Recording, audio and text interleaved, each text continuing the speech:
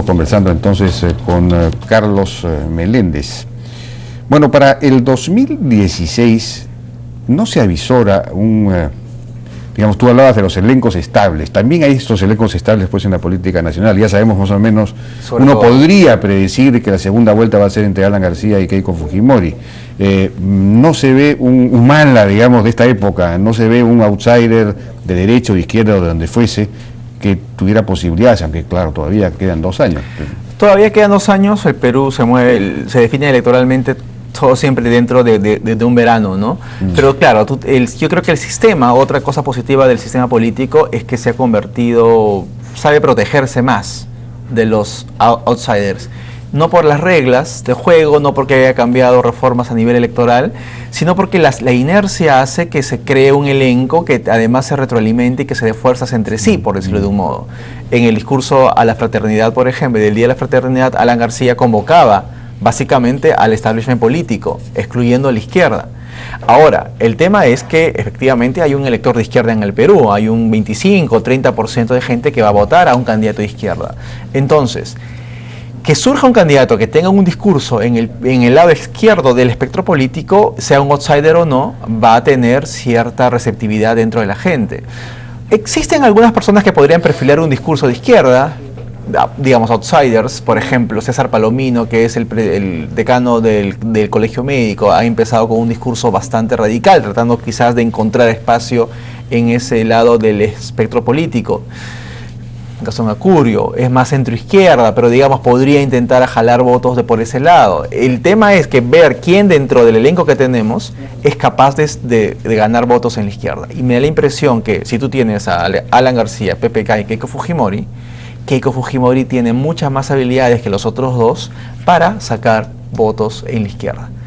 Si bien es cierto, el ser de derecha predice el voto a favor de Keiko Fujimori es la mejor de los candidatos del establishment para sacar votos en la izquierda. La relación que tuvo Fujimori con los sectores populares, andinos.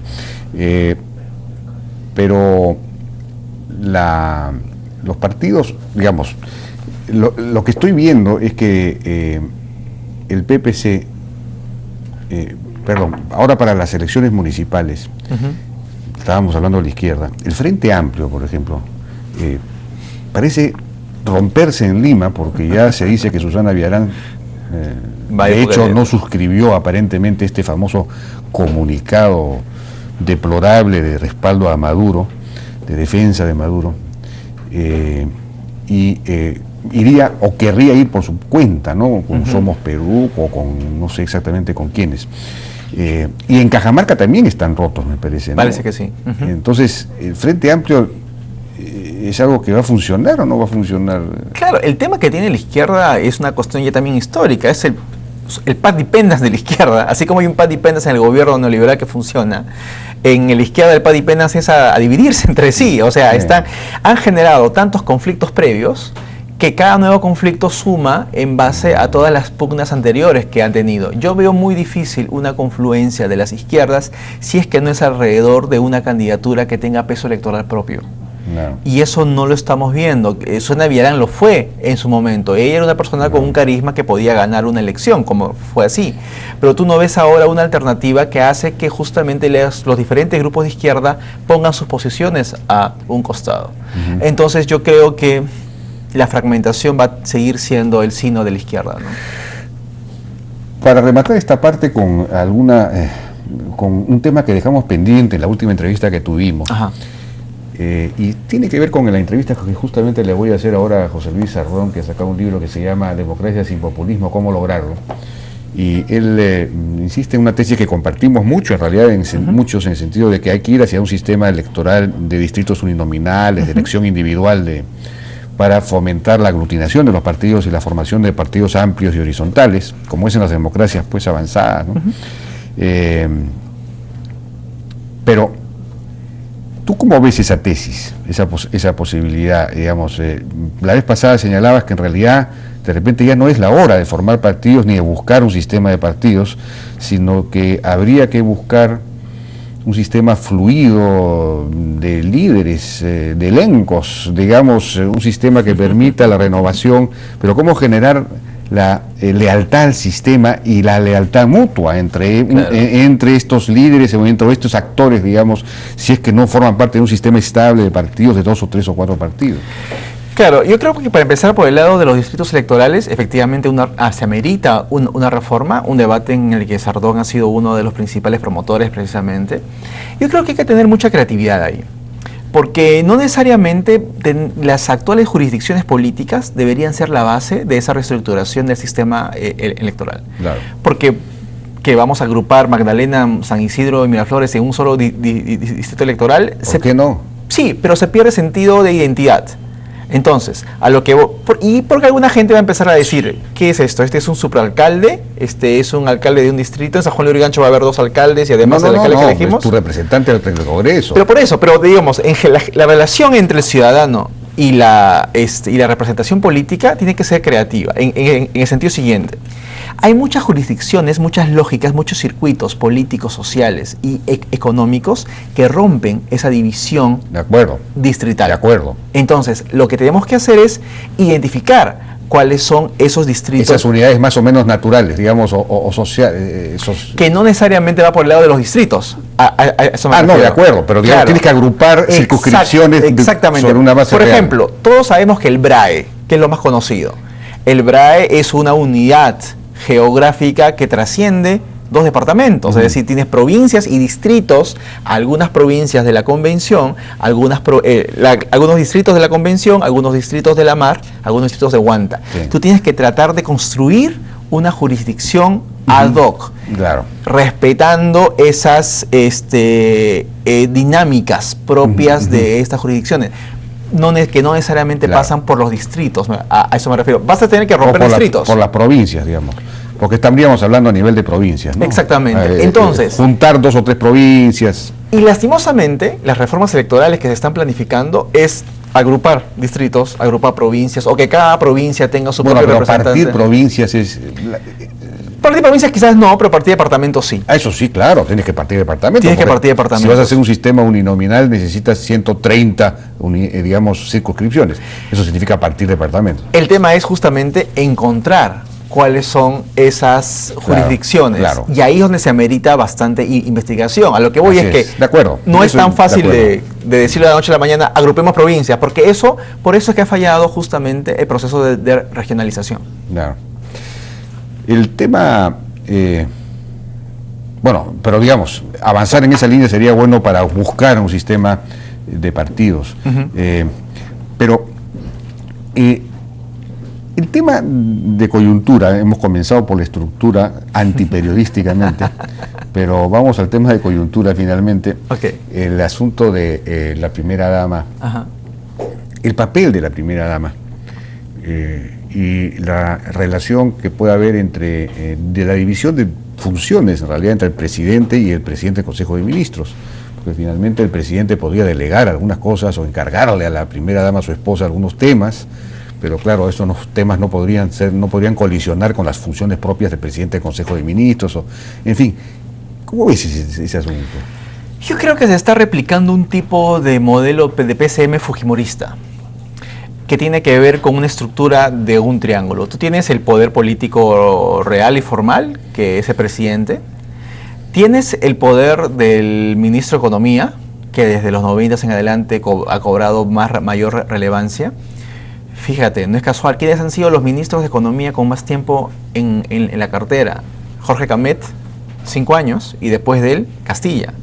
Ojo con esa casualidad. Y tienes poderes informales, que buscan tener una injerencia dentro de ese esquema. Montesinos era un poder informal que tenía injerencia en los roles propios de una PCM. Nadine Heredia tiene los roles también... pero no puedes comparar a Montesinos con... No estoy comparando, lo que estoy diciendo es que son la intervención de poderes informales, dentro de la estructura del Ejecutivo. O sea, hay poderes informales que... Entonces es una suma de 3 puntos. El poder político, el poder económico y tecnocrático y el poder informal. Estos 3 ejercen una dinámica que te ayuda a centralizar el poder y evitar los pactos y los diálogos con otras fuerzas políticas. El fujimorismo, como sabemos, en base a este esquema, no tendió puentes hacia la oposición. porque además no lo necesitaba, era un gobierno autoritario como sabemos. Entonces se basaba, parte de su popularidad se basaba en el descrédito de los partidos políticos. Exactamente. Pero ese no es el escenario ahora, me parece, aunque exactamente. Aunque hay un reflejo en el presidente Humala y quizás en la cúpula gubernamental de que lo sea así, digamos. Buscan eventualmente decir los partidos tradicionales. Es que precisamente a eso iba. Este no es el escenario, pero Humala está replicando ese modelo de gestión del Ejecutivo. ¿Por qué la PCM alza vuelo con Perú durante el gobierno de Perú Posible y durante el gobierno del APRA? Porque la oposición ya no es solo parlamentaria, la oposición también está en los conflictos, en los gobiernos regionales, en las calles, y tú requieres una PCM con habilidad de negociar y de pactar con esa oposición social no representada en el Parlamento. Por eso es que el rol de la PCM se incrementa cada día más. Ahora mantienes esa misma oposición que no es parlamentaria, pero tienes una PCM que obedece a una lógica autoritaria de la década del 90. Por eso es que decimos que esta PCM se aísla políticamente, porque en vez de tener una configuración distinta para negociar con el interior del país, te estás centralizando, estás volviéndote una PCM muy antipolítica. La tecnocracia es bienvenida, pero el exceso de tecnocracia cuando resiente la representación de cuadros políticos, te inhibe eso. Pero tienes dentro de la PCM la Oficina Nacional de Diálogo y Sostenibilidad que dije Ramiro Warok, que se supone que sí trata de jugar un papel estabilizador y de relación con las fuerzas en el interior del país. Es el único espacio, pero fíjate cuál es la relación que tiene Warok con el presidente del Consejo de Ministros. No es lo mismo que estos conflictos sociales sean negociados con un funcionario de rango menor que con el mismo presidente del Consejo, ¿no? Entonces eso está dando malas señales. Peor aún después de que el único presidente del Consejo de Ministros regional de esta gestión haya salido de la forma como ha sido, ¿no? Entonces este es un mal signo para la oposición social, es un mal signo para la oposición de las regiones. Si ya tienes anticuerpos en la oposición formal, si ya tienes al fujimorismo y al aprismo pugnando, luchando más abiertamente con el gobierno central, ahora también tienes a una oposición desde las regiones que yo creo que va a ir creciendo. Acabamos de ver hace 2 días el paro regional en Cusco. Esto es justamente producto de esta gestión que se aísla políticamente. Sí, pues aquí comentábamos precisamente que yo tuve que hacer casi como si fuera yo vocero del gobierno, involuntariamente por supuesto, ¿Quién iba a pensarlo? la explicación de por qué había menos canon, ya no minero, que es bastante clara, es decir, han caído los precios de los minerales, etcétera, sino gasífero. Se ha reducido en el presupuesto del 2014 el canon gasífero. Entonces, del Cusco recibí un mail de una persona diciendo, oiga, lo del canon minero lo entendemos, porque yo había dado la explicación del canon minero, pero usted no nos está explicando la reducción del canon gasífero, si el gas acaso se ha reducido el precio, eso no es el mismo. Entonces yo le mando un mail al viceministro de Hacienda y explícame, me da una explicación. Y le digo, pero ¿por qué no vas al Cusco o alguien no lo explica? Entonces yo tengo que dar la explicación, ¿no? Por una serie de razones, en fin, que alguien tiene en el gobierno que explicar, no el menor interés. Ese es el mejor ejemplo justamente de los límites de la tecnocracia. Hay 3 deficiencias de una PCM con excesiva presencia de tecnócratas. Uno, el tecnócrata no conoce el timing político. El tecnócrata no es sensible a la opinión pública. O sea, tú puedes hacer medidas que son técnicamente bien hechas, pero no te interesa lo que la gente piense. Y 3, una tecnocracia piensa que en realidad se puede prescindir de la política. Entonces, si tú tienes un Consejo de Ministros donde has concentrado y el número de tecnócratas sobrepasa al número de personas con capacidades, habilidades políticas para comunicar, pasa lo que sucede en Cusco. Sí, pues. Bien, Carlos Meléndez, no tenemos más tiempo. Siempre es muy grato conversar contigo. Igualmente, Jaime.